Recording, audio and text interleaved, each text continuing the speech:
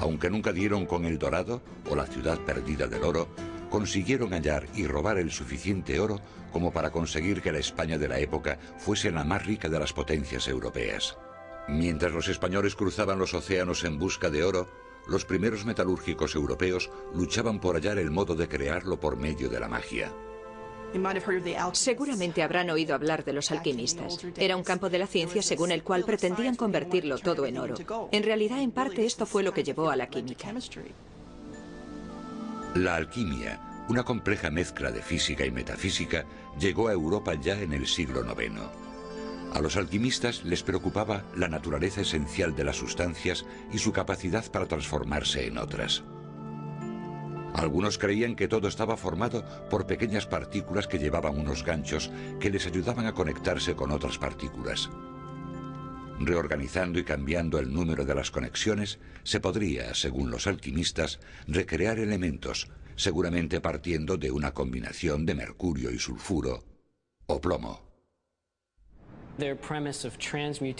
Su premisa de la transmutación de otros materiales en oro, esa idea de crear la riqueza en oposición a excavarla en una mina, encontrarla o conquistarla, y el uso de energía que todo ello implicaba, les llevó a explorar y a abrir puertas que en realidad no eran capaces de comprender. Los alquimistas se equivocaron en casi todo, pero en algunas cosas estuvieron a punto de tener razón.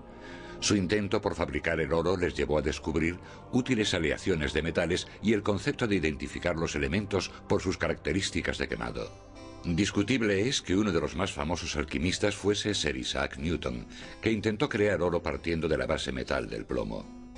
Gran parte de los descubrimientos de Newton sobre la naturaleza de la gravedad se derivaron de sus errados esfuerzos por fabricar oro.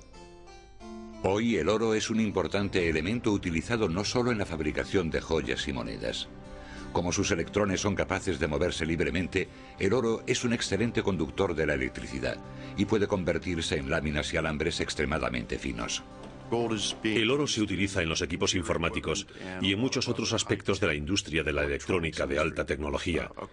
Claro que también está la industria dental, ya que las coronas de oro siguen usándose y se han usado desde siempre. El oro también se usa para los contactos eléctricos de la industria aeroespacial a causa de su resistencia a la oxidación o corrosión. Simplificando, los contactos de una pieza concreta del equipo no se oxidarán, por lo que la superficie no se oxida, de manera que se mantiene la conductividad, sobre todo en los vehículos espaciales y los satélites. Pero la utilidad del oro se ve limitada por su escasez. Por muy deslumbrante que sea el oro, ya los primeros herreros decidieron que una aleación del hierro llamada acero era el metal más útil de todos. Con él transformarían el mundo.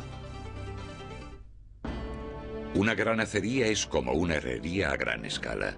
Aquí millones de toneladas de hierro en bruto se transforman en acero. Este proceso poco ha cambiado desde el principio de la Edad de Hierro. Ya por entonces, los herreros reconocieron una aleación más fuerte que el hierro. Seguramente hasta el 1500 a.C. no se trabajó el hierro carbonizado a gran escala. Ese fue el principio del uso esporádico del acero. El acero, una aleación del hierro y el carbono, subproducto del proceso del hierro forjado, era más fuerte, más flexible y más ligero que el hierro, el cobre o el bronce. Se convirtió en el material preferido para fabricar espadas y armaduras, pero los herreros solo podían fabricar acero en pequeñas cantidades y con dificultad. Eso hasta mediados del 19, cuando la producción del acero se vio revolucionada por obra de Henry Bessemer. La tecnología fue desarrollada de forma independiente por dos personas distintas, y Bessemer registró sus patentes en 1856. El concepto de Henry Bessemer para la producción en masa del acero fue consecuencia de la Guerra de Crimea. Bessemer inventó una munición de artillería demasiado potente para los cañones de hierro fundido que se utilizaban para dispararla. Su solución fue crear un cañón más resistente, hecho de acero. Pero no existía método alguno para fabricarlo en las cantidades que necesitaba, de forma que él mismo lo creó. Diseñó un gran recipiente en forma de botella en el que se vertía el hierro fundido líquido. En el fondo había una especie de grandes chorros de aire que bombeaban aire comprimido al caldero y que lo inclinaban hacia arriba, de manera que el baño de hierro fundido quedaba sobre el aire comprimido. El aire atravesaba el hierro y al hacerlo el oxígeno se combinaba con el carbono del hierro y quemaba las impurezas, como el carbono y el silicio. De esa forma era más sencillo volver a introducir el carbono a niveles concretos para crear una aleación más equilibrada, cuyo resultado final era el acero. Al controlar mejor la cantidad de carbono presente en el hierro, los herreros podían controlar también la calidad del acero, y lo que era aún mejor, podían fabricar más acero en menos tiempo. Había comenzado la producción en masa. En cuestión de una década se construyeron fábricas en los Estados Unidos. Pronto se adoptaron otros métodos más eficaces para la fabricación del acero, como el método de la solera abierta, que no despojaba al acero de oligoelementos como el manganeso y el silicio, cosa que sí hacía el proceso Bessemer, lo cual proporcionaba a los fabricantes un control de la producción aún mayor. Su diseño permitía aceptar una gama mucho más amplia de materias primas.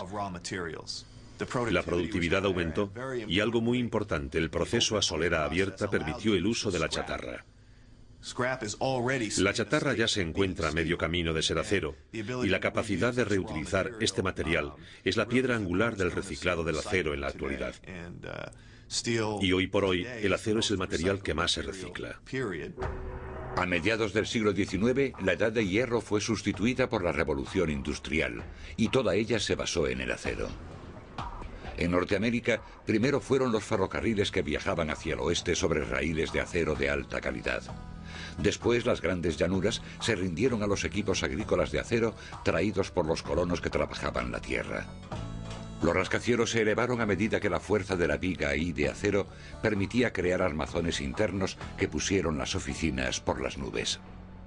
El dinero que se ahorra al poder aprovechar un solar construyendo hacia arriba tanto como se quiera es lo que hace que el acero sea un producto tan eficaz. La isla de Manhattan creció verticalmente gracias al acero y alcanzó su techo en 1931 con el Empire State Building de 381 metros. Los puentes de acero, resistentes y flexibles, cubrieron espacios que antes no admitían el tendido de un puente. Barcos que se habrían hundido por su propio peso de haber sido construidos en hierro o madera podían medir más de 300 metros y pesar más de 22.500 kilos si se construían en acero. Y el automóvil, inventado en plena revolución, se valía del acero para el motor y la carrocería. El acero se convirtió en una industria. La Steel se puso en cabeza y estimuló la gigantesca economía norteamericana. A principios del siglo XX era la compañía más grande de los Estados Unidos. En los Estados Unidos se fabrican decenas de miles de toneladas de acero al día en las distintas fábricas. En un año en los Estados Unidos se producen del orden de 100 millones de toneladas de acero. El acero es tan barato al peso como las patatas. Pero pensemos en cómo vivimos ahora. Empezamos el día levantándonos de un colchón con muelles de acero. Nos hacemos el café del desayuno en una cafetera de acero, o al menos la plancha de la cafetera es de acero. Revolvemos el café con una cucharilla de acero.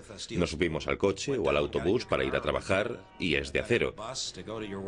Llegamos a la oficina y subimos 7 tramos de escaleras si queremos hacer deporte o tomamos el ascensor que va sujeto